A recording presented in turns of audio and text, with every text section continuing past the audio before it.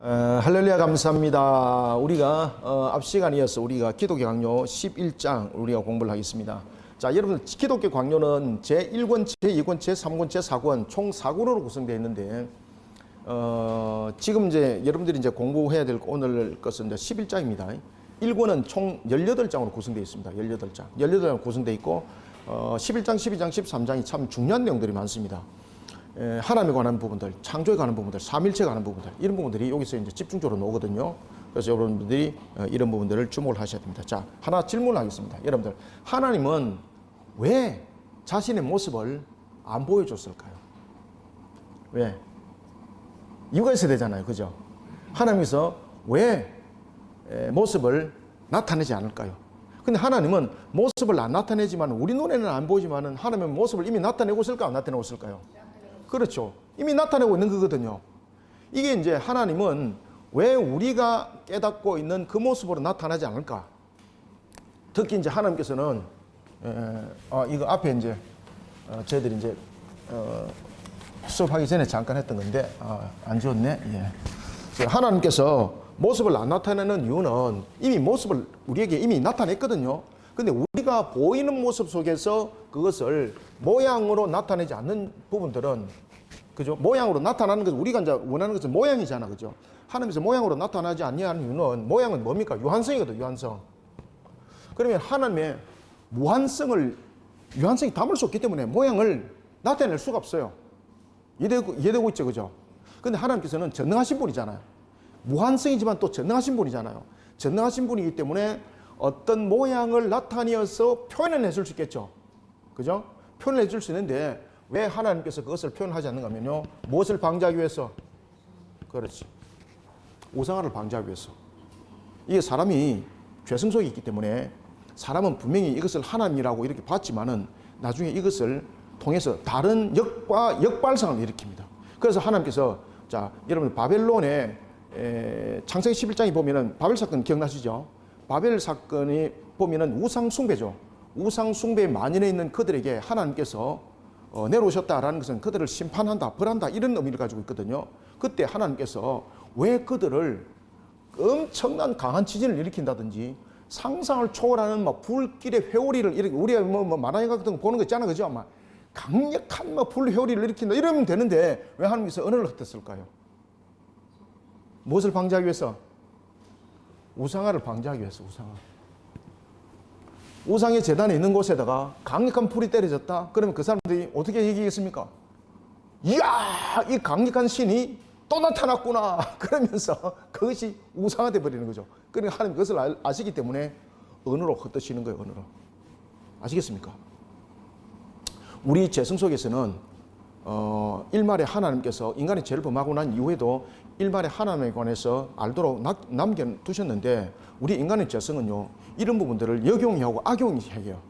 그래서 하나님에 대해서 모형을 보여주지 않는 것은 우상화적 측면의 그 내용들이 젖어들기 때문에 하나님께서 모양으로 하나님 표현을 안 해줍니다. 자, 오늘 이 부분들이 11장에서 이제 공부되어집니다. 자, 여러분들 가지고 있는 교재는 40페이지고 기독교 강요는 11장입니다. 자, 11장 우리 타이틀 한번 읽어볼까요? 시작. 하나님을 볼 수 있는 형태로 만드는 것은 불신앙이다. 자, 그래서 칼빈이 딱 그 이야기를 하잖아요.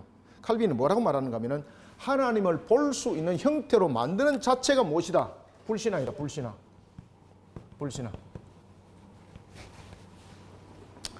하나님을 읽습니다. 시작. 하나님을 볼 수 있는 형태로 만드는 것은 불신앙적이다. 시작. 우상을 시작. 우상을 세우는 자는 누구나 일반적으로 참되신 하나님을 배반하는 자이다. 자, 여러분들 우상을 세우는 것은 곧 누구와 함께 가겠다는 뜻입니까? 맞습니다. 마귀와 함께 가겠다는 겁니다. 나는 마귀와 손잡아서 영원히 가겠습니다. 아시겠습니까? 그래서 우리가 나중에 이제 이 11장 이걸 가지고 칼빈이 이제 계속해서 로마 가톨릭에서 이야기 많이 합니다. 로마 가톨릭에서 이야기 많이 합니다. 과연 그들은 하나님을 온전히 섬기고 있는가? 우리 한번 보자. 그래서 그들이 화상, 이런 그림으로서 어떤 형체를 그린다든지, 그 다음에 이제 모양을 만드는 것이 그들은 그것을 교과서라고 말하는데 그게 정말로 교과서인가? 한번 따져보자. 칼빈이 딱 그렇게 딱 들어가요, 여러분들. 자, 여기서 이제 우리가 이제 1절부터 4절까지 내용은 하나님, 우리가 이제 예배에서 형상 배경에 대한 성경적 논증을 증가하고 있습니다. 자, 1절 봅시다. 함께 읽습니다. 시작. 하나님에 대한 모든 가시적 형태로 자신을 표현하려는 어떠한 노력도 금하신다. 자, 여러분, 가시적이라는 것은 보는 거지 않습니까? 불가시적이라는 것은 보이지 않는 것, 가시적이라는 것은 우리가 눈으로 보는 것을 가시적이라고 그래요. 자, 하나님께서는 모든 가시적 형태로 자신을 표현하는 것을 거부하고 있다. 어떤 노력도 이거는 금하도록 하고 있다. 자, 여러분들, 이런 부분들이 애굽에서 출애굽했던 이스라엘 백성들이 시내산에서 이 사건 딱 터졌죠. 시내산에서 그들이 모세가 40일 동안 나타나지 않으니까 지금처럼 옛날에는 또 핸드폰이 없을 때는 사람들이 또 어떻게 말했는가 하면 삐삐가 없어가지고 모세가 40일 동안 내려오지 않습니다. 어떤 부분들도 자신들은 알 수가 없습니다. 그러니까 자신들이 딱 선택한 것이 무엇입니까? 우리를 위해서 여호와를 만들라 그러잖아요. 그래 그들이 머릿속에 무엇이 있겠습니까? 애굽에서 430년 동안 뭐 했습니까? 종살이하면서 그들의 문화 속에서 그들이 젖어들었잖아요. 애굽의 문화는 무슨 문화일까요, 여러분들? 애굽은 많게는 약 한 1500신을 섬긴다 그럽니다. 그러니까 일상이 그냥 우상숭배입니다. 모든 것이 호흡하는 것도 우상숭배입니다. 그들은. 그래서 모든 것의 요소요소마다 신이 있습니다. 신이. 따라서 하나님께서 10장을 내렸던 것은 애굽의 가장 대표적인 강력한 10신을 향한 하나님의 심판이에요. 그래서 피게이파, 악도, 맥장 요게 전부 다 그 신들의 이름들이 다 있습니다. 그 신들의 제가 이제 십계명에 대해서 뿐만 아니라 제가 그 출애굽기에 대해서도 강의하는 것들이 다 있거든요. 거기 보면은 제가 강의 다 해놨습니다. 나중에 인터넷에 보면 다 있어요. 제가 그 신들의 이름까지 이야기를 다 해놨습니다. 그래서 그것은 여러분 참고하셔서 보시면 됩니다. 그러니까 이 부분들이 모든 부분들이 우상의 요소를 담고 있다는 것은 결국은 하나님으로부터 하나님을 향한 마음이 빼앗겼다는 거거든요. 그러면 우리는 모든 부분에 대해서는 딱 두 가지 중에 하나예요. 하나님이냐 마귀냐. 그렇다고 해서 세상에 하나님의 세상이 있고 마귀의 세상이 있는 것 아닙니다. 이제 영지주의자들의 속에서는 이제 세상이 선한 세상이 있고 악한 세상이 있고 이런 부분들도 만이교도 이제 그런 식으로 이야기를 하고 있는데 세계는 여러분들 이런 세상 저런 세상이 있는 것이 아니라 하나님께서 만드신 피조 세계 하나뿐이에요. 그런데 이제 우리가 선택적 요소 부분에 대해 보면은 우리가 선과 악이라는 부분들이 있지 않습니까? 그래서 하나님 쪽에 우리가 기울지 못했다면 나는 반드시 그게 중간지대는 없습니다. 나는 반드시 마귀 쪽에 지금 기울어졌다 이렇게 딱 보셔야 됩니다. 그래서 하나님께서 그런 요소들을 아예 없애도록 하기 위해서 형상이라는 그런 하나님의 모형을 만들지 못하도록 했던 거예요. 왜? 인간이 죄성 속에 있는 것은 항상 그런 모형을 쫓아가다 보면은 우상의 요소를 가게 돼 있거든요. 그들도 애굽에서 봐왔던 그 문화 속에서 우상에 대한 이런 것들을 보았지 않습니까? 동상 이런 것도 봤지 않습니까? 그러니까 하나님을 만들어 그러니까 결국 뭘 만들었습니까? 금속 가지고 우상 만들었잖아요. 그죠? 아피스 만들었지 않습니까? 그죠? 그런 모양이 된다는 이야기입니다. 그래서 하나님에 대한 모든 가시적 형태로 자신을 표현하는 것, 그 어떤 노력도 하나님께서는 금하셨어요. 자, 보겠습니다. 그래서 하나님께서는 하나님을 알도록 우리에게 모형을 준 것이 아니라 무엇을 줬습니까? 무엇을 줬습니까? 이 답이 나와 있는데 이게 성경. 그래서 하나님께서는 하나님이 돼서 가시적 모습으로서 나타내질 않았잖아요. 그리고 또한 하나님은 무한하신 분이 모형으로서 표현할 수도 없는 거잖아요. 그러면 그런 하나님을 우리가 어떻게 우리가 상상할 수도 없는 거잖아요. 또 상상한다는 것은 또 이게 또 우리가 가지고 있는 이 죄성 속에서 엉뚱한 그림을 그리는 거죠. 그래서 하나님께서 성경을 통해서 하나님을 알도록 하셨어요. 하나님을.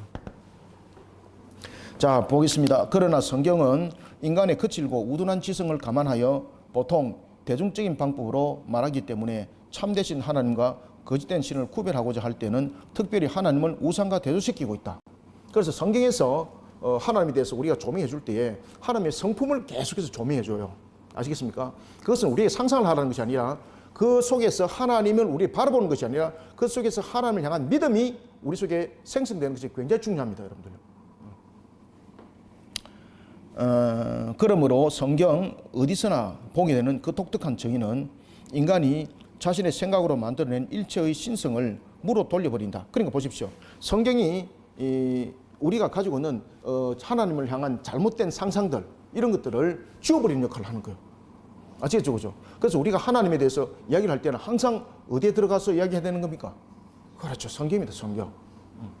하나님에 대해서 야 내가 깨달은 것이 있는데 야 내를 이야기를 한번 들어봐라. 참 하나님이 내가 봤는데 야 이렇게 좀 코가 좀 이상하게 요렇게 생겼더라. 그 처음부터 여러분 여기 막입니다. 그죠? 그런 적 없습니다. 하나님은 모형을 보여준 적이 없습니다. 아브라함에게도 모형 보여준 적이 없습니다. 모세에게도 모형 보여준 적 없습니다. 그죠? 심지어 하나님께서는 하도 보여달라 그러니까 어디를 보여줬습니까? 뒷모습을 보여줬잖아요. 그죠? 그죠? 하나님께서는 보여준 적 없습니다. 그래서 하나님은 우리가 어떻게 할 수 있는가 하면은 성경을 통해서 우리의 무지를 깨달음을 통하여 우리의 믿음을 통해서 하나님이 보여요. 여러분들요. 이게 믿음이 없는 사람들은 이 이야기가 이해가 되지 않습니다. 자, 하나님께서는 미신 숭배자들이 하나님을 그들 가까이 오게 할 수 있다고 생각하였던 일체의 형상, 화상은 그림을 그린 거예요. 그죠? 화상, 그리고 그 밖의 상징물들을 예외 없이 거절하셨다.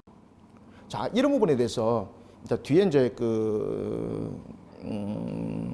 이제 가면서 제가 이제 그 말씀 드리겠는데, 여러분들 하나님께서 히스기야를 왜 기뻐했을까요, 여러분들요?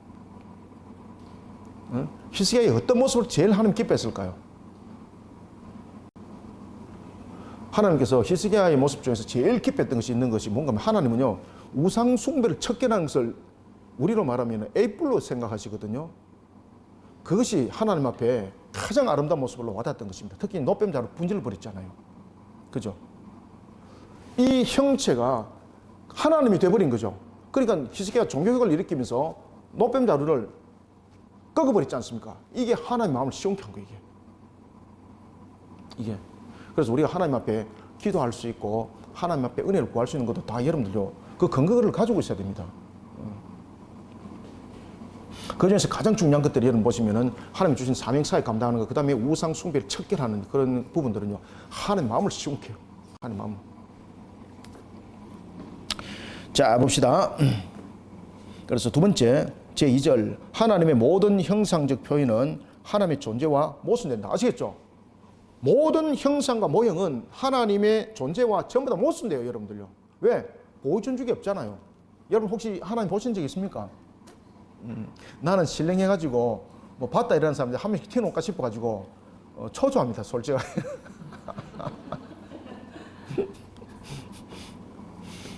그런 분들은 반드시 마귀하고 결탁되어 있습니다. 이거는 예외가 아닙니다. 반드시 마귀하고 결탁되어 있습니다. 하나님 형상 보여준 적 없습니다. 자, 인간이 세운 조상, 이거 조상 우리의 옛 조상이 아닙니다. 이 조각한 상을 말합니다. 조상과 하나님을 나타내려고 하는 화상은 모두가 하나님의 위엄을 욕되게 하는 것이기 때문에 보십시오. 하나님 욕되게 하는 거잖아요. 하나님을 욕되게 하는 것이기 때문에 하나님 마음이 불쾌하게 만들 뿐인 것이다. 그러니까 이런 부분들을 척결하는 자는 하나님 마음을 시원케 해요. 진짜 하나님 기뻐합니다. 막 그냥 니 뭐 필요하노 막 그냥 아는 거 그냥 다 갖다 부어줍니다. 하나님께서. 아시겠습니까? 그래서 여러분들이 그래서 야 나는 오늘 내일 새벽에 망치를 하나 들고 저 절간에 투입을 해서 저 불상들을 다 분질러 놓겠다. 이런 또 이거 사이코 같은 발상하시면 안 됩니다. 그들의 손으로 그들의 불상을 제거하도록 기도하셔야 됩니다. 그죠? 자, 3절 제목 읽습니다. 함께 시작. 신적 존재로부터 직접적인 표징이라도 형상적 우상을 정당화하지 못한다. 보십시오. 자, 신적으로 표적을 나타낸 것이랄지라도 예를 들면 무엇입니까? 노뱀자루. 그죠? 모세 때에 그 노뱀자루를 바라보는 자는 다 살았고 그것을 바라보지 못한 자는 살지 못했지 않습니까? 그러니까 이런 신적인 어떤 존재를 직접적으로 표징으로 나타낸 것이라 할지라도 우상화는 정당하지 못합니다. 그래서 하나님께서 히스기야가 노뱀자루를 꺾으신 것을 진짜로 기뻐하시는 거예요. 진짜로 기뻐하시는 거예요. 여러분들도 이제 그런 부분들을 하나님께서 다 기뻐하세요. 저도 이제 목회를 이렇게 하면서 제가 이제 이 새벽에 이제 기도를 하다가 보면 또 하나님께서 한 번씩 영적 체험을 하게 만드시거든요. 그때 제가 진짜 이거는 막 그냥 현실 속에 나타나는 것을 제가 환상 속에서 보기 시작하는 거예요. 그럼 제가 뭐 의도적으로 SF 영화 많이 보고 이런 거 아닙니다. 저를 딱 한군데 그러니까 그 나중에 뒤에 이제 깨닫는 거예요. 그 저를 이제 이 재단으로 저를 딱 옮기는 거예요. 이런 여러분들 지성소 성소가 크지 않다는 거 알고 계시죠? 딱 그 방으로 저를 딱 인도를 딱 하시는 거예요. 근데 제가 딱 크게 딱 서니까 저 친인척들과 저를 아는 사람들이 우상 숭배자들이 귀신들이 저를 막 미혹을 하기 시작하는 거예요. 그때 제가 그들의 영적인 그 짓눌림에 제가 어떻게 헤어나질 못하는 거예요. 그때 제가 머리 뒤에 딱 보니까 이게 이 부적 같은 것들이 있는 거예요. 그래서 내가 예수 그리스도 이름으로 명하노니 이 사탄아 물간 째다 쫙 깨니까 피가 쫙 흐르면서 주변이 쫙 다 사라지는 거예요. 이게. 그런 그 영적인 부분들을 제가 이렇게 이제 체험을 하게 되고, 그 다음에 제가 이제 이제 과거에 제가 교육전도사 때 가위에 굉장히 크게 눌린 적이 있었어요. 와, 잠자는 것이 두려운 거예요, 이게. 그래서 제가 예수 그리스도 이름으로서 내가 명하여서 이 사탄과 내가 정면 대결할 것이다. 그래서 제가 막 딱 밤에 작정을 하고 제가 기도 딱 하고 제가 잠자리 딱 들었는데 아니야 다를까 어김없이 또 나타난 거예요. 와, 진짜 무서움, 두려움. 진짜 몸이 옴삭달삭하지 못할 정도로 저를 그렇게 딱 사로잡는 거예요. 와, 목을 쪼는데 호흡이 안 되는 거예요. 그러니까 예수라는 여자가 안 나오는 거예요. 근데 제 마음에 예수 그리스도라는 이름이 탁 나오니까요. 하늘에서 빛이 쫙 내리니까요. 이 마귀가 기겁을 하고 도망가는 거예요. 그래서 그때부터 제가 잡으러 갔습니다. 제가. 주 예수 그리스도 이름을 명하는 이 사탄을 물가리면서 제가 잡으러 간 거죠. 그리고 호비백산으로 도망가는 거예요. 그러고 난 뒤부터는 저에게 그런 상들이 절대 안 나타나더라고요. 아시겠습니까? 여러분 영적 세계가 있습니다. 그리고 이제 이런 부분들도 여러분들 어떤 자기가 체험했다 그래서 그 체험을 가지고 그 장소가 무슨 신격화되고 어떤 물건이 있어가지고 그것이 신격화되고 이러면 그 처음 또다시 우상숭배가 되는 거예요. 하나님은 그것을 절대로 인정하지 않습니다. 아시겠습니까? 그래서 히스기야가 노뱀자루를 꺾은 것을 하나님께서 정말로 기뻐하시는 거예요. 이게. 자, 그 다음에 4절을 봅시다. 우상과 화상. 화상은 그린 것이죠. 그죠? 우상과 화상은 성경과 반대된다. 시편 기자는 우상은 물질로 만들어진 것이요 신이 아니며 그 형상은 금과 은으로 된 것이라고 하였다. 그리고 단순히 우리 자신의 이해력에서 생각해낸 하나님에 대한 개념은 어리석은 낭상에 불과하다고 결론 지었다. 자, 밑에 단락 봅시다. 함께 읽습니다. 시작. 저 어리석은 자들은 동일한 나무로 자신들을 따뜻하게 하고 그것으로 불을 피워서 떡을 굽기도 하고 그것으로 고기를 굽거나 삶기도 하며 또 그것으로 신상을 만들어 내 앞에 부복하기도 하는 자들이라고 그는 책망하였던 것이다. 자, 여러분 이게 무슨 말인가 하면은 우리가 일상적으로 우리가 방을 때운다, 온도를 높이는 측면에서 쓰는 나무, 그 나무를 조각해 가지고 신상으로 만들었다가 그 신이 됩니까? 지금 그 이야기입니다. 어리석은 짓 하지 말라는 거죠. 신이 될 수가 없다는 거죠. 여러분 신이라는 것은 무한성 속에서 전능성 속에서 그 신이 존재를 하는 거지 않습니까? 그렇지만 우리는 피조성을 가지고 있는 우리는 신이 절대 될 수 없습니다. 여러분 마귀는 신의 능력을 가지고 있나요? 마귀가 피조물입니다. 피조물. 아시겠습니까? 그렇기 때문에 마귀는 절대 하나님의 전능성에 능히 근처도 가지 못합니다. 그래서 우리는 어떤 일상 속에서도 우리가 만들었던 것들, 그렇고 여러분들 보시면 왜 특히 절간에 가면은 우리나라가 동양에서 제일 큰 좌상의 불상이 있고 또 쓰가 있는 그 불상도 있고 누워 있는 불상도 또 있는 것 같더라고요. 동양에서 제일 큰 건 우리나라에 다 있대. 그렇다 그래서 그 금치라고 눈 그렸다 그래가지고 그것을 점안식이라고 그러거든요. 그들은 점안식을 했을 때에 그것을 이제 부처라고 말하는 거예요. 아시겠습니까? 그전 때는 이게 그냥 하나의 물체예요. 근데 눈에 점을 찍으면 눈을 그리면은 그 맞다. 이게 말이 됩니까? 이거 맞습니까? 그 이야기를 하는 거예요. 지금 여러분들 아시겠습니까? 그래서 어리석은 짓 하지 말라는 겁니다. 어리석은 짓 하지 마라. 자, 5절 우상에 대한 성경의 판단. 자, 그러면은 우상에 대해서 로마 가톨릭은 무슨 이야기를 하고 있는가? 로마 가톨릭은 이렇게 이야기를 하고 있다.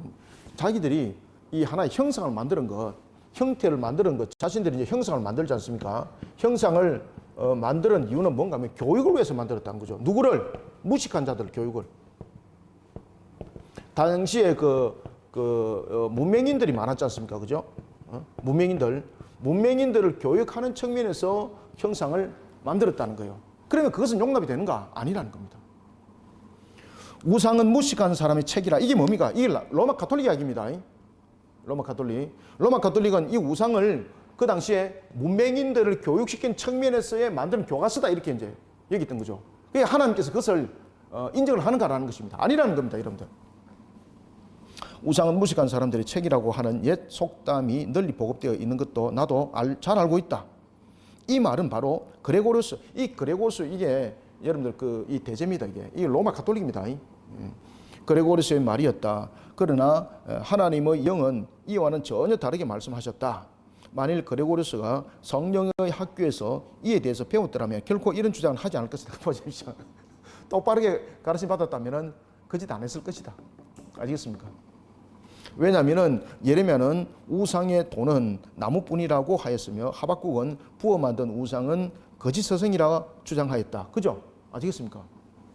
그것이 교과서가 될 수가 없습니다. 그런데 선한 뜻에서 교과서를 만들었지만은 우리 속에는 항상 무엇이 있다는 걸 여러분 인식하셔야 됩니까? 죄성이 있습니다. 죄성. 그럼 죄성은요, 나중에 그것을 통해서 그것이 우상화가 되어버리는 겁니다. 우상화가. 처음에는 우상화를 통하여서 그것을 만들려고 한 것은 아니고 교육용으로 만들었습니다. 근데 그것을 하다 보면은 나중에 사람 속에 있는 이 남아있는 이 죄성이 그것을 우상화 시켜버리는 요소를 가지고 있습니다. 그래서 그 하나의 요건을 만들어 나갔던 자체도 그것이 아주 큰 그 죄가 되고 잘못됐다는 것입니다. 그래서 우상은 무식한 사람들의 책이라고 말하는 것, 이거 우리가 들을 때는 참 좋은 말인데 이거 결코 이거 맞지 않다라는 것입니다. 자, 6절. 교회의 교리도 역시 부분적으로 달리 판단한다. 어거스틴도 이와 마찬가지로 형상에 예배드리는 것뿐만 아니라 그 형상을 신으로 봉헌하는 것은 무엇이라? 그렇죠. 죄악이라고 했대. 죄악이라. 자, 7절. 교황주의자들은 이 형상물들을 가지고 뭐라고 이야기를 하고 있는가 보십시오. 7절. 교황주의자들의 형상물은 전적으로 잘못된 것이다. 그러니까 이 교황주의자들의 형상물이라는 것은 뭔가 하면 여러분 보시면 왜 그 로마 가톨릭에 보면은 왜 그 성인들 이렇게 형상들 만들어놨죠, 그죠? 바로 그 내용들입니다. 교황주의자들이 조금이라도 수치를 느낄 줄 안다면 형상물이 무식한 자의 책이다라고 하는 속임수, 더 이상 써서는 안 될 것이다. 속임수라는 거죠, 속임수. 결국은 그렇게 만들면서 자신들의 어떤 위치와 입지와 이런 것들을 만들어가는 권력주의자들이라는 겁니다. 자, 봅시다. 그래서 밑에 줄 오른쪽에 실로 그들의 교회에서 동정녀의 조상이라고 여기지기를 바라는 형상물보다는 오히려 장녀의 복장이 더 정숙하고 순수하게 보인다. 이게 이제 무슨 이야기가 하면은 여러분 로마 가톨릭에 이제 입구에 딱 들어가면은 제일 먼저 뭐가 보입니까? 마리아 상이 보이죠. 그 상을 세워놓은 것보다 차라리 장녀 복장이 더 낫다. 아시겠습니까? 그들은 기도를 할 때에 분명히 예수님께 기도를 할까 안 할까요? 기도를 하는데 누구에게 기도를 했을 때에 즉시 기도가 이루어진다고 그들은 가르칠까요? 그렇죠. 그래서 성모 마리아여 비나오니 나의 기도를 들어주옵소서. 나의 기도를 들어서 예수에게 이게 전달되는 겁니다. 그래서 이 성모 마리아는 성모가 아니죠, 그죠? 그 성모라는 것은 그 신성이라는 거예요, 신성. 그래서 마리아가 들고 가지고 그 예수를 때로는 책망한다는 거죠. 왜 이 기도 안 들어주냐고 말이에요. 빨리 들어주라고 말이에요. 이렇게 해서 마리아 이름으로 기도했을 때 그것이 신족하게 된다는 거죠. 그래서 마리아 상에 있고 그들이 로마 성당에 딱 입구에 가면은 염주 같은 거 가지고 이렇게 그 마리아 상 앞에 이렇게 기도하잖아요. 딱 그 이유입니다. 그 이유. 하나님께서 뭐라고 말씀하고 있습니까? 로마 가톨릭에 대해서 지금 이 칼빈이 뭐라고 말하고 있는가 하면 그들이 차라리 장녀가 그들보다 낫다 오히려. 그럼 굉장히 로마 가톨릭 입장에서는 모멸감이죠, 그죠? 그래서 로마 가톨릭이 칼빈을 아주 싫어합니다, 여러분들. 맞는 이야기잖아, 그죠? 맞는 이야기. 맞는 이야기지 않습니까?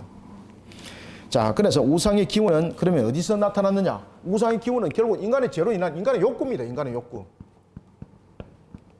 자, 칼빈은 우상에 대해서 뭐라고 말하고 있습니까? 우상의 발상은 인간의 마음의 욕구입니다, 욕구. 인간의 마음의 욕구에 마귀가 부채질한 거죠, 그죠? 그래서 그것이 이제 우상의 기원이 된 겁니다, 우상의 기원. 자, 여러분들 우상의 기원은 어디로부터 시작되는 겁니까? 우리가 우상이 만들어진 이유가 무엇입니까? 대체로 이제 우상을 만들어 놓고 그 속에서 비는 거잖아요. 그죠? 잘 되기를 빌고. 그것이 이제 인간의 욕구를 채워주는 측면에서의 이 하나의 부분들이 그 우상의 기원들로서 이루어진 것입니다. 이게. 자, 8절 봅시다. 우상의 기원은 유형적인 신성에 대한 인간의 욕구다. 그래서 여러분들 인간의 마음은 칼빈이 무슨 이야기를 하고 있는가 하면은 이것은 제가 이제 안에 그냥 종합적인 것을 하고 읽고 나갈게요. 자, 인간은 칼빈이 말할 때 인간의 마음은 이 참 굉장히 재밌는 이야기였습니다. 자, 인간의 마음은 칼빈이 뭐라고 말하고 있는가 하면은 우상을 만들어내는 공장이다. 와, 이 표현 멋지죠, 그죠? 인간의 마음은 우상을 만들어내는 공장이다. 우상을 만드는 공장이다.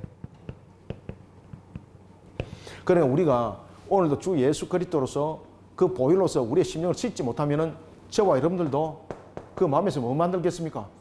우상 만든다니까요. 공장이 잘 이 공장 돌아가면 안 됩니다. 이 공장 돌아가는 즉시 여러분들 절단 나는 겁니다, 이거. 자, 칼빈 이제 그 이야기를 딱 하고 있습니다. 봅시다. 두 번째 8절 두 번째 줄 우리는 오른쪽 우리는 인간의 본성은 말하자면 우상을 만들어내는 영원한 공장이라고 결론 지을 수 있다. 즉 인간은 내적으로 상상한 하나님을 수공으로 표현해 버리고 애쓴다. 그러므로 마음은 우상을 잉태하고 손은 그 우상을 만들어낸다. 그죠? 마음은 우상을 잉태하고 손은 만들어내는 거. 그래서 공장이라는 거죠. 잘 돌아간다는 거죠. 그래서 여러분 보시면은 왜 우상을 만드는 사람들은 그 우상과 결탁되어 있는 하나의 그 제사장급들이지 않습니까? 그죠? 특히 이제 데라를 보십시오. 데라가 우상을 만들었던 사람이지 않습니까? 근데 하나님께서 그를 그냥 바로 썼다? 아니잖아요. 그죠? 한 그 과정들 다 거치는 거예요. 그 과정을 거치고 특히 이제 데라 같은 경우는 왜 그가 갈대오르를 못 벗어나는가 하면은 이게 우상 숭배자가 가지는 철저한 부분들, 특히 이제 우상을 만들었던 사람들은 그 이 우상에 대한 부분들에 대해서 굉장히 또 일반 사람들보다도 더 하나의 집약적인 생각을 가지고 있겠죠. 그죠? 그 당시 고대 시대는 이 우상이 지역을 가지고 있습니다. 민족신, 나라신, 지역신, 아시겠습니까? 가정신, 지역을 다스리고 있는 신이 A에서 B로 넘어가면은 A 신이 B로 들어간다, 충돌이 생긴, 노한다는 거죠. 그랬을 때는 용납을 하지 않는다고. 그래서 B 지역에 있는 사람들은 A 지역에 있는 사람들이 넘어왔을 때는 살려주지 않습니다. 자신의 신이 노해서 자신들에게 저주를 할 수 있거든요. 그래서 넘어오면 죽여버리는 겁니다. 고대 사회에서는 그런 것들이 굉장히 엄했어요, 여러분들. 그러니까 대란은 우상장사잖아요. 그럼 못 넘어가는 거예요. 그리고 250대 하나님께서 걷어버리는 거예요, 생명을. 그래서 아브라함에게 세 가지를 하나님께서 언약을 하신 이유도 바로 그 내용들입니다. 세 번째 언약이 무엇입니까? 첫 번째는 씨에 대한 것들, 땅에 대한 것들이죠. 그 다음에 세 번째는 뭡니까? 신에 관한 겁니다. 신에 관한 거. 너를 축복하는 자 내가 축복할 것이고 내가 너를 저주하는 자 저주할 것이다. 이게 무엇입니까? 복의 근원은 누구라는 것이에요. 그래서 신에 대한 우상 숭배적 요소 속에 담겨있지 말라는 겁니다. 그리고 하나님께서 갈대오리에서 빼내는 거예요, 여러분들요. 그가 세 가지를 듣고 좀 괜찮은데 장사가 될 만하네 넘어왔다. 이게 아닙니다, 여러분들요. 하나님께서 그를 이제 그 언약을 속에서 하나님께서 은혜를 베푸사 그를 빼내는 거예요, 여러분들요. 그때에 그가 갈대아 우르를 벗어나기 전에 만약에 자신에게 자녀가 있었다. 그 다음에 기업에 땅이 있었다. 그러면은 그가 그 갈대아 우르를 벗어났을까요, 아브라함이? 못 벗어납니다, 여러분들요. 왜? 벗어났을 때 자신의 자녀에게 올 수 있는 해. 아시겠습니까? 못 벗어납니다. 그래서 하나님께 씨를 안 주는 겁니다. 어디서 씨를 줬습니까? 결국은 가나안 가서 씨 주잖아요, 여러분들요. 그죠? 여러분 그걸 잘 아셔야 돼요, 여러분들. 그래서 하나님은 완전하신 하나님이 이 모든 것들을 계획해 나가는 대로 우리는 따라가는 것이 굉장히 중요합니다. 그런데 그것을 가지고 신을 만들고 신성화를 만들고 무언가를 만들었다. 하나님은 용납하지 않아요, 여러분들. 자, 9절 봅시다. 형상을 이용하고자 하면 마침내 우상 숭배에 빠지게 된다. 이런 종류의 공상에는 즉시 숭배가 따르기 마련이다. 그 다음에 이제 10절 교회에서의 우상 숭배 함께 읽습니다. 이것은 시작. 실로 어스틴이 우상을 바라보면서 그와 같이 기도하고 예배드리는 사람치고 그 우상이 자기의 기도와 예배를 받아주리라는 생각과 자기가 원하는 바를 이루어주리라는 희망을 품지 않는 자는 하나도 없다라고 한 말은 조금 더 틀리지 않다. 그래서 우리가 교회에서도 우상 숭배가 있다는 거죠. 그게 뭡니까? 기복신입니다. 기복신화. 뭔가를 자신이 내가 이렇게 하면은 뭔가를 줄 것이다. 그런 것들이지 않습니까? 그죠?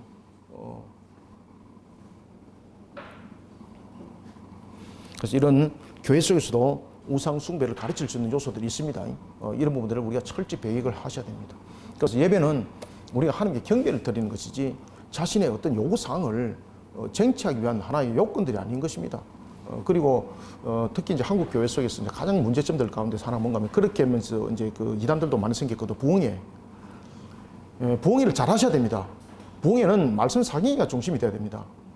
근데 이것이 이제 하다 보니까 사람들이 좀 액티브한 부분들을 원하지 않습니까? 그죠? 막 역동성 있는 것만. 그러다 보니까 어떤 이제 그 효과적인 부분들이 이제 발동이 되려 그러면은 어떤 감정적 부분들이 막 효과적으로 막 나타나는 것 있지 않습니까? 그럼 나중에 하나님이 없어지고 나중에 감정만 남아 있는 거 이거. 이것도 하나의 교회 속에서 우상 숭배적 요소로 가는 겁니다, 이거. 그래서 여러분들 교회 속에서도 보면 부흥회 말씀 상에 잘 하셔야 됩니다, 여러분들. 세울 때 잘 세우셔야 됩니다. 아시겠습니까? 세우실 때에 교리를 가르치는 사람들 잘 세우셔야 됩니다. 저 같은 사람을 세우셔야 됩니다, 여러분들. 전부 다 자불게 할 수도 있는데 그것도 또 은혜거든요. 그것도 능력이거든요. 막 공갈치고 이런 사람들, 방금 그 놈이란 말을 놓을 뻔했는데 막 공갈치고 이런 사람들 세우면 안 돼요, 여러분들요. 아시겠습니까? 큰일 납니다, 여러분들요. 자, 11절 봅시다. 11절. 교황주의자들의 어리석은 회피. 그들은 형상물에서 표시하는 존경을 우상에게 봉사하는 것이라고 말하고 우상을 예배하는 것으로 말하지 않는다. 보십시오. 봉사한다는 거죠. 자, 여기서 사건이 터진 겁니다. 자, 여러분들 이게 이제 무슨 사건과 연결되겠습니까? 이런 하나의 그 칼빈이 굉장히 우려사항을 지금 딱 이야기를 하고 있거든요. 자, 로마 가톨릭이 그런 부분에 교령들이 있습니다. 교령들이. 그들이 우리나라가 그 일제시대 때 신사참배가 문제가 됐지 않습니까? 그 로마 가톨릭에서도, 한국 로마 가톨릭에서도 그것이 갈등 요소가 됐던 겁니다. 그러면서 로마 교황청에 질문을 했습니다. 무슨 질문을 했겠습니까? 이 신사참배가 이게 제사가 아니고 우상숭배가 아니고 조상들을 기리는 것이라고 하는데, 그러면 이것에 대해서 우리가 머리를 숙이고 제를 드리는 것이 맞느냐고. 그때 우리는 기독교에서는 우상숭배라고 말하면서 신사참배를 거부하면서 사실은 순교당한 사람들이 굉장히 많잖아, 그죠? 목사님들이. 근데 로마 가톨릭은 로마 교황청에서 그것을 정식으로 회람이 돌아왔는데 뭔가 하면은 그 신사참배를 참여하는 것에 대해서 아무 문제가 없다. 그것은 무엇이다? 오늘 본문에 나타나고 있는 것. 오늘 본문에 나타나고 있는 거 보면은 하나님을 향해서 우리가 예배의 형식을 가지고 있더라도 예배가 있고 그것이 봉사적인 형태가 있다. 이런 것입니다. 이 맞습니까, 이거? 그 칼빈이 장난치지 마라. 그 이야기를 하는 거예요, 나중에. 장난치지 마라. 로마 가톨릭이 이런 사상 구조를 가지고 일본의 신사참배를 우상화로 여기지 않았습니다. 아시겠습니까? 그래서 로마 가톨릭, 한국의 신사참배 문제로 해서 일제시대 때에 그 천주교 로마 가톨릭에 소속되는 신부들은 순교당한 사람들 없습니다. 이 문제로 인해서. 아시겠습니까? 칼빈이 그 이야기를 합니다. 그들은 형상물에게 표시하는 존경이라는 거, 존경. 아시겠습니까? 존경을 우상에게 봉사하는 것이다. 우상숭배가 아니다. 존경하는 것이고 봉사하는 것이다. 이게 맞느냐 이 말이에요. 이게 맞느냐, 칼빈이. 우상을 예배하는 것으로 말하지 않는다. 지금 이게 누구 이야기입니까, 이거? 이 로마 가톨릭 이야기입니다, 이거. 그들은 다만 우상의 봉사자일 뿐 예배자는 아니기 때문에 그들에게는 아무 죄도 없다고 생각한다. 이게 맞느냐 이 말이에요, 이게. 그래서 교황주의자들의 어리석은 회피에 대해서 딱 그냥 교황주의자라고 이야기 딱 하는 거예요, 로마 가톨릭이라고. 그 다음에 예술과 기능에도 한계가 있다. 12절.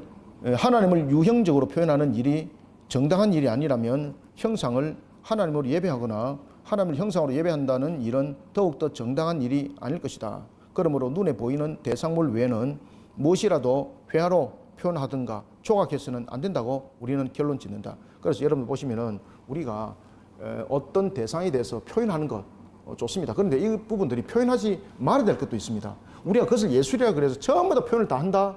아니라는 거예요, 여러분들요. 우리가 갈 길이 있고 가지 못할 길이 있습니다. 아시겠습니까? 근데 표현의 자유라는 걸 통해서 가지 못할 길까지 다 가려고 그럽니다. 이게 맞느냐 이 말이에요. 이거 맞느냐? 맞지 않습니다.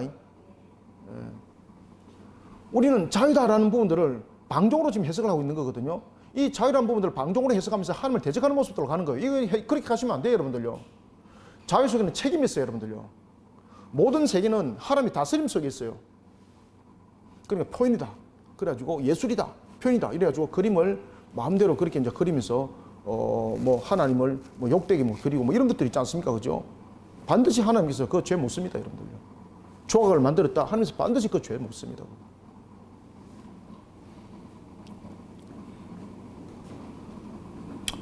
그래서 회화로 표현하든가 조각해서는 안 된다. 우리는 결론 짓는다. 가시적으로 표현된 것에는 두 가지가 있는데 하나는 역사적인 것들과 사건들이다. 다른 하나는 역사적인 사건과는 아무 관계가 없는 형상 또는 형태이다. 전자는 교육하며 교훈하는 데 다소 유익을 준다. 그렇지만 후자는 내가 보는 바로 쾌락 외에는 아무것도 주지 못한다. 그죠? 역사적인 사건, 어떤 부분에 대해서 우리가 표현하고 이런 부분들은 다소 유익은 준다. 그렇지만 그렇지 아니하는 어떤 내용들, 뭐 다른 역사적 사건이 아니라 다른 내용들을 가지고 뭔가를 만들었다. 이거는 결국적으로 쾌락 위주의 중심이 아니냐고. 그리고 이제 그 속에서 이제 만들어냈던 것들, 그 유형들을 우리가 잘 기억하시라고 그 이야기를 하는 겁니다. 그래서 우리는 보면은 무엇이든지 표현의 자유라는 것들로 표현하면서 모든 것을 다 담아낼 수 있다고 이렇게 하시면 안 됩니다, 여러분들요. 아시겠습니까? 그죠? 자, 13절. 교리가 순수하고 견고할 때는 교회가 형상물들을 거부했다. 아시겠습니까? 교회가 순수하고 견고했을 때는 이런 교회 형상물들이 거부됐습니다. 자, 우리가 보면은 옛날에도 우리가 이제 대한예수교 장로회 같은 경우도 보면은 제가 어릴 때 보면은 교회 상전이 십자가 늘 있었죠, 그죠? 기억나죠? 그다음에 이제 강대상 뒤에 십자가 큰 거 있었지 않습니까? 근데 이제 총회에서 교단에서 그런 형상물들을 교회 전부 다 제거하도록 했습니다. 저는 지금도 기억납니다. 그래서 이제 교회에서 이제 그런 형상물만 다 떼고 이제 그런 적이 있었는데, 좀 이제 뭐 그때는 이제 왜 떼는지 몰라서 제가 물어봤거든, 제가 목사님한테. 지금도 제가 기억나요. 목사님 저거 왜 떼요? 그러니까 저거는 그 하나의 조형물의 형상물인데 하나님을 바라보는 측면이 아니고 우상 숭배 요소를 가지고 올 수 있다. 그러니까 그런 것들을 교회 속에서 전부 다 제거해야 된다. 제가 딱 그렇게 가르침을 줬어요. 칼빈도 그 이야기를 딱 하고 있는 거거든요. 교회 속에서 교리가 분명히 바로 세워졌고 견고히 세워졌을 때는 형상물들이 교부됐는데, 그런데 이런 것들이 무너지니까 교회 속에 우상적 요소들이 등장하기 시작하더라는 겁니다. 자, 봅시다. 안에 내용. 그러나 비록 그 위험이 대단한 것이 아니라 하더라도 교회가 그것을 고의적으로 사용한다고 생각할 때 주께서 그 말씀으로 성별하신 바 살아있는 상징 이외에 어떤 형상물들도 받아들인다는 것은 아무리 생각해도 교회 신성에는 전적으로 부적당하다고 생각된다. 내가 말하고자 하는 것은 세례와 성찬과 다른 의식이다. 아시겠죠? 그죠? 자, 그 다음에 이제 14절 봅시다. 자, 14절. 자, 14절. 1교시는 11장 12장까지 하겠습니다. 자, 니케아 회의에서, 니케아 회의는 여러분들, 니케아 회의는 우리 속에 기억이 남는 니케아 회의는 언제 회의입니까? 325년. 이 325년의 니케아 회의는 삼위일체에 관한 부분의 논쟁이죠, 그죠? 아리우스에 대한 논쟁. 오늘 본문에 등장하고 있는 이 니케아 회의는 787년의 내용입니다. 787년. 니케아는 보면은 콘스탄티노플 니케아는 381년에 있었습니다. 이것도 이제 325년의 니케아 부분들을 더욱더 확정짓는 그 내용이고, 지금 787년의 내용은 다른 겁니다. 여러분들이 알고 있는 니케아 그 내용들이 아닙니다. 그래서 이 787년의 니케아 회의에서는요, 우상에게 존경을 표현하는 마음으로 절하는 것을 허용해요. 아시겠습니까? 그래서 이 로마 가톨릭은 그런 요소들을 다 담고 있습니다. 자, 787년에 니카에서는 어떤 부분들의 일들이 있었는가? 형상물에 대한 유치에 대한 논쟁이 있었는데 결론이 어떻게 결론이 냈는가 하면은 우상에게 존경하는 마음으로 절하는 것은 된다. 경배하는 것이 아니고 존경하는 마음으로 절하는 것은 허용된다. 아시겠습니까? 자, 이런 부분들이 11절에서도 내용들이 같이 등장하면서 11절의 내용이 지금 14절의 내용과 지금 함께 가는 거죠. 그래서 질의를 했을 때에 뭡니까? 신사참배를 허용을 했던 거예요.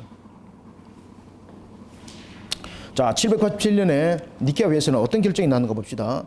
그러나 사실대로 말하자면 이러한 이야기는 그리스도인이 된다는 것보다 오히려 형상물에 더 큰 애착심을 가진 자들의 그 발광이 어떤 것이든가를 독자들에게 알리고자 하는 욕망만큼 나를 움직이지는 않는다. 그러니까 이 787년에 니케아 회의에서 우상에게 절하는 것, 절이 아니고 우상에게 존경하는 마음으로 절하는 것을 허용한 부분에 대해서 지금 칼빈이 비판하고 있는 겁니다. 자, 그 다음에 이제 15절. 성경 본문에 대한 엉뚱한 오용도 있다. 자, 이게 이제 그 칼빈 딱 여기에 또 이제 본격적으로 이제 등장하는 겁니다. 자, 그들이 라트리아라고 하면서 툴리아, 라트리아를 갖다 구별했는데 이 맞는가? 보자, 이 말이에요. 그들은 예배에 대해서 논할 때에 반드시 야곱이 바로 왕을 축복한 것, 야곱이 그 지팡이 머리에 의지하고 경배한 것, 성경에도 기록되어 있지 않은 것을 주장하고 있다. 이게 이제 무슨 이야기인가 하면은 예배를 오용시켰다는 거죠. 예배에 관한 부분들을. 16절에서 형상물에 대한 모독적이며 충격적인 주장. 자, 계속해서 이어집니다. 그들이 하나님과 인간을 동시에 속이려고 사용한 라트리아를 예배라는 거예요. 라트리아와 무엇을 구별했다? 툴리아를 구별했다는 거죠. 지금 이게 14절과 14절, 15절, 16절쯤 이어지는 겁니다. 그들이 예배를 이렇게 자신들이 우상 숭배 요소를 가지고 있는 것을 이렇게 분리해 가지고 하나님까지 그들은 속이고 있다는 겁니다. 위선하는 자들이라는 거죠.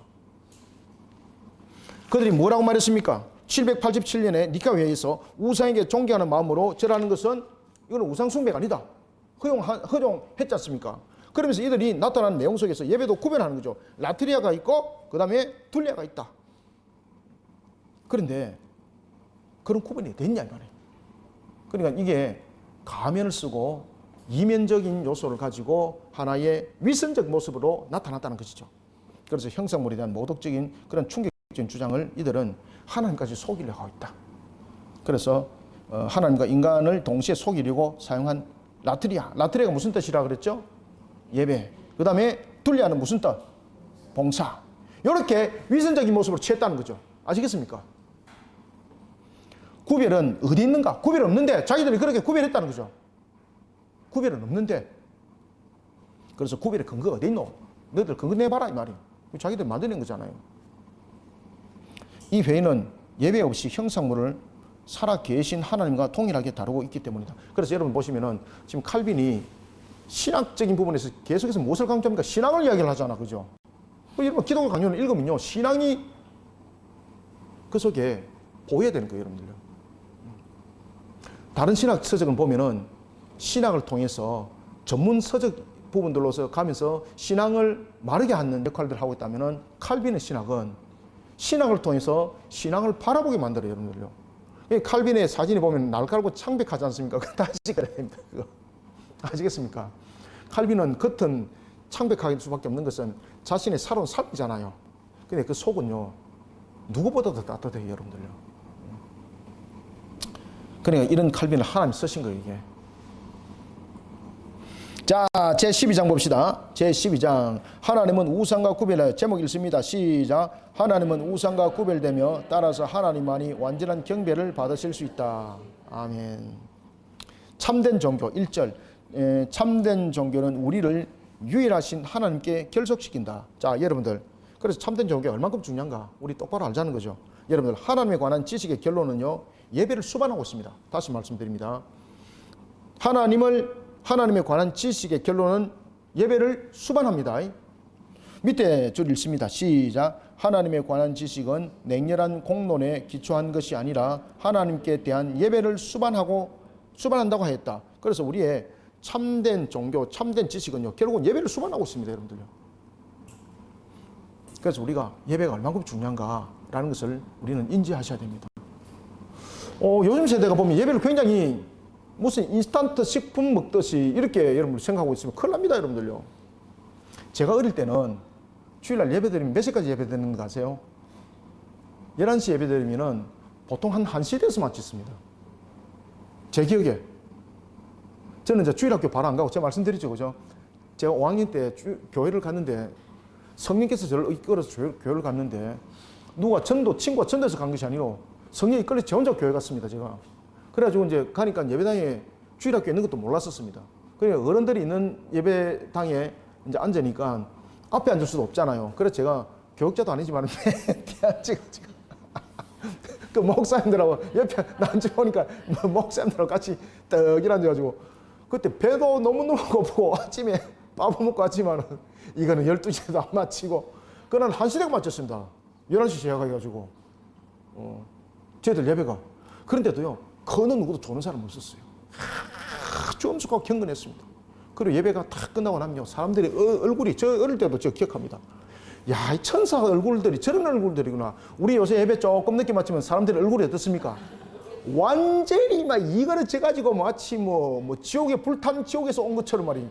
얼굴에 분노가 이게 끝난 겁니다, 여러분들요. 이게 이제 한국이 제가 그 한 30년 전입니까? 30한 몇 년 전에 한국 교회가 예배 1시간 타임이 규격이 적용되기 시작했습니다. 지금도 기억해요. 30한 몇 년 전인데 제가 있던 그 모교에서도 그런 문제 때문에 이렇게 이제 이야기가 되었었어요. 아, 그 교회는 교회가 11시 예배를 1시간만 드린다니까 교인들이 많이 온답디다. 제가 지금도 그 소리를 들었습니다. 그 당시 이제 중지자들이 한 소리 제가 이제 들었던 거예요. 그래서 내가 어릴 때 제가 배웠던 신앙이 아니잖아요. 그죠? 그래서 도대체 저 사람들은 도대체 그래 1시간 하면은 좀 뭐 배도 고프고 뭐 빨리 맞춰 좋긴 하네. 그러면서 어느덧 교회가 예배가 1시에 마치기 시작했어. 1시간 안에 마치기 시작했어. 전부 다. 그러니까 조금 한 10분 경과 때라면 일어나는 사람들의 얼굴이 전부 다 찌그러지더라고요. 얼굴이. 오늘 왜 이렇게 넣노? 뭐 이런 식으로. 그래 예배가 무엇입니까? 오늘도 여러분들 칼빈이 예배가 무엇이라고 말하고 있습니까? 하나님에 관한 지식의 결론은 예배를 수반하고 있다. 그죠? 예배를 수반하고 있습니다. 그래서 우리는 예배는요 시간이 아닙니다. 우리가 온종일 드리는 것이 예배지 않습니까? 그죠? 그래서 여러분들이 이것도 참고하시기 바랍니다. 밑에 줄 봅시다. 경건이라는 것은 확고한 기반 위에 서기 위해서 적당한 한계 내에 스스로를 유지하는 것을 뜻한다. 여러분들, 경건과 종교에는 무엇이 있습니까? 예배가 있습니다. 이거 써놓으세요. 경건과 종교에는 무엇이 있습니까? 예배가 있습니다. 반드시 예배가 있습니다. 반드시 예배가. 경건과 종교에는 무엇이 있다? 예배가 있습니다. 하나님을 제대로 예배하지 못하면서 우리가 경건 생활을 하고 있다? 거짓말입니다. 하나님을 바르게 예배하지 못하면서 내가 기독교인으로 신앙 가운데 세워져 있다? 거짓말입니다, 여러분들. 예배는 생명입니다. 생명. 자, 차이점이 없는 구별. 이 또 로마 가톨릭 이야기 또 합니다. 앞에 딱 그 라트리아하고 툴리아 이야기했던 거 칼빈이 그냥 못 지나가겠다는 거죠. 차별이 없는 구별 읽습니다. 시작. 사실상 그들이 말하는 소위 라트리아와 툴리아의 구별은 하나님께 드리는 영광을 천사와 죽은 사람들에게 드려도 아무 죄가 되지 않은 것처럼 보이고 고안된 것이다. 그래서 그들이 왜 라트리아와 툴리아를 구별했는가? 결국은 죽은 자들의 대한 부분들을 기리면서 그것을 우상화 만드는 것을 피하려고 결국 만드는 것이다. 그래, 이 맞느냐 이 말이에요. 그래, 그들은 예배가 맞느냐? 그들은 예배가 아니라는 거예요. 볼 때는 거룩하게 보입니다. 다 거짓말이라는 거죠. 전부 다. 위선이라는 위선. 하나님 보고 계신다는 거예요. 야, 이런 시대 여러분 우리 같은 지금 이 시대에 지금 칼빈이 필요한 거 여러분 아시겠죠, 그죠? 여러분들이 칼빈이 돼야 됩니다. 여러분들이. 칼빈주의자가 아니고 칼빈 되어야 됩니다. 칼빈주의자 또 막 상식, 지식만 가지고 또 사람들을 쪼개고 막 이런 율법주의자 되면 안 돼요, 여러분들요. 자, 3절 보고 마무리하겠습니다. 자, 3절. 형상 숭배는 하나님의 영광을 더럽히는 행위다. 읽습니다. 시작. 다만 어떠한 경건의 의식이 한 분 하나님 외에 다른 무엇에 드려지게 될 때는 그것이 곧 하나님을 회방하는 신성 모독이 된다는 것을 인식하는 것으로 충분하다. 그리고 미시는 처음에는 하나님께 드리는 영광을 태양과 별들 그리고 우상을 위해 생각해냈다. 다음에는 야심이 뒤따라 하나님으로부터 빼앗은 것으로 썩어 없어질 인간을 장식하고 신성한 것은 모두 더럽히고 말았다. 결국은 여러분 형상 숭배는 결국은 어떤 행위를 점점 점청법이 되는 거죠. 그죠? 점점 하늘에 대항하는 모습이 되더라는 겁니다.